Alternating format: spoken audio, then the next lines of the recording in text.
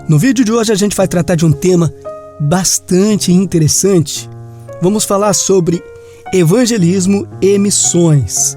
Fica comigo até o final do vídeo, curta, comente, compartilhe e se inscreva no canal. Sejam bem-vindos à graça e à paz do Senhor Jesus.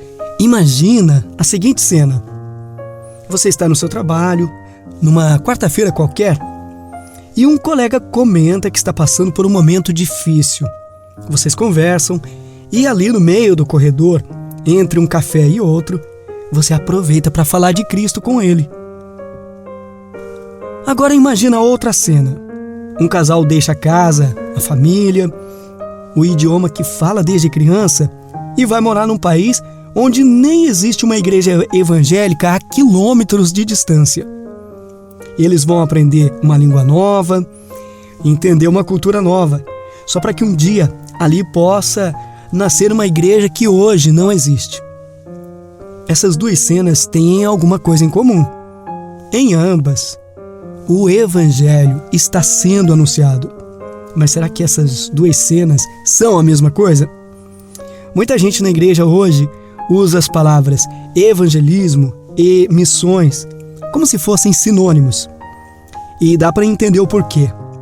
As duas nascem do mesmo coração, do mesmo mandado, da mesma grande comissão.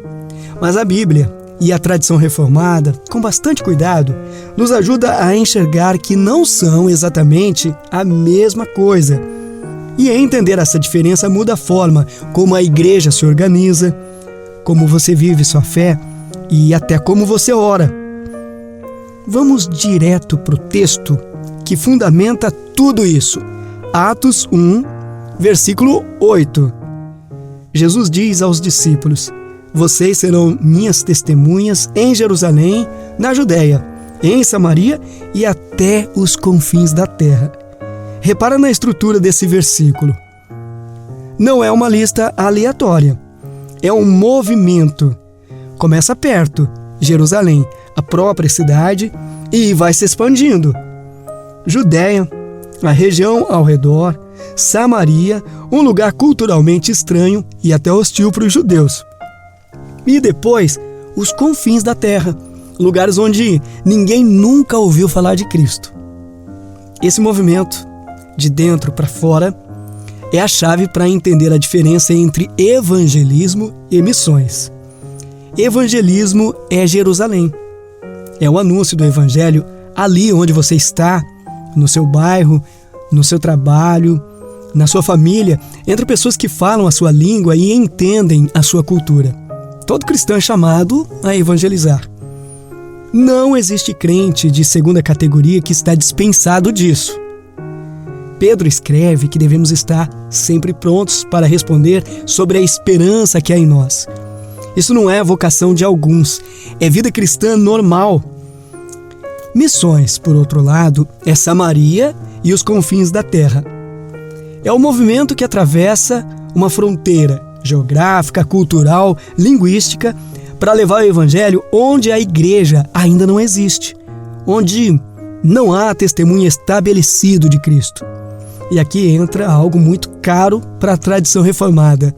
Missões na Bíblia não é um cristão empreendedor que decide, por conta própria, pegar a mochila e ir.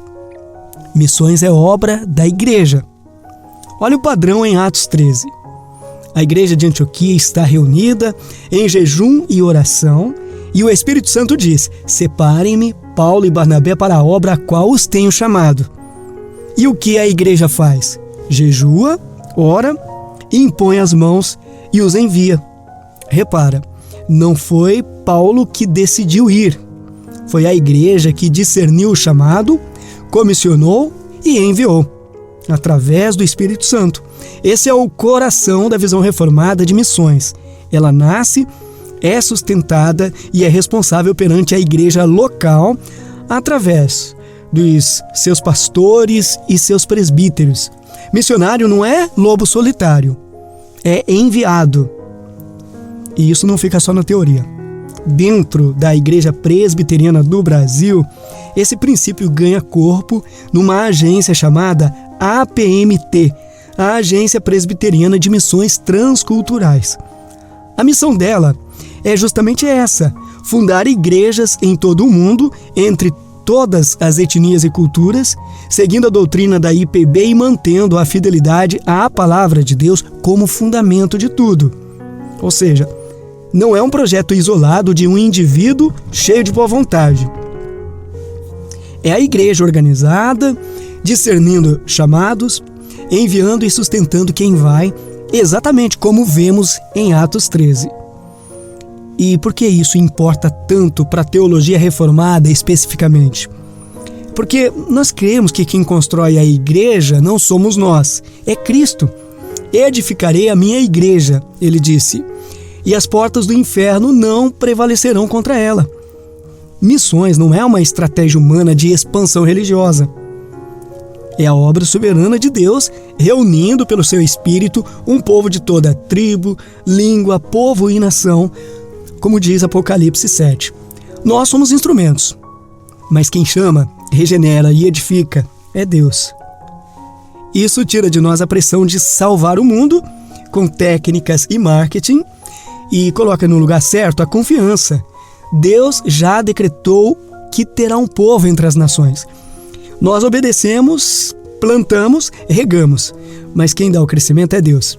E é por isso também que missões reformadas sempre priorizam os meios da graça, a pregação da palavra, os sacramentos, a oração, a formação de igrejas locais organizadas, com pessoas preparadas, com disciplina, com ensino sólido. Não é só levar a gente a decidir por Cristo no momento emocional. É plantar igrejas que vão discipular gerações. Então, resumindo essa diferença, evangelismo é o que todo cristão faz, todos os dias, onde já está. Missões é o envio pela igreja de pessoas específicas através, por exemplo, de agências de missões, como a APMT, para plantar igrejas onde Cristo ainda não é conhecido. Todo cristão evangeliza. Nem todo cristão é chamado a ser missionário transcultural. Mas, e isso é importante, todo cristão participa de missões. Como? Orando pelos que foram enviados, sustentando financeiramente o envio, seja diretamente ou através das agências missionárias, discernindo junto com os presbíteros quem na congregação tem o chamado e o caráter para ser enviado. A igreja inteira é uma igreja missionária, mesmo que nem todo membro suba num avião. Lembra daquelas duas cenas do começo? A conversa no corredor do trabalho e o casal que atravessou o mundo? As duas importam.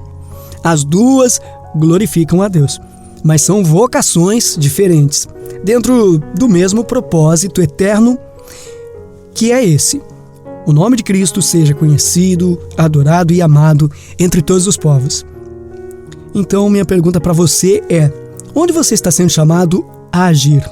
No seu Jerusalém, evangelizando quem está ao seu lado? Ou Deus está te chamando através da sua igreja para Samaria, para o confim da terra? De um jeito ou de outro, ore. Ore pelos que vão. E se você for o enviado, vá, sabendo que quem edifica a igreja não é você, é Cristo. Deus abençoe. Amém?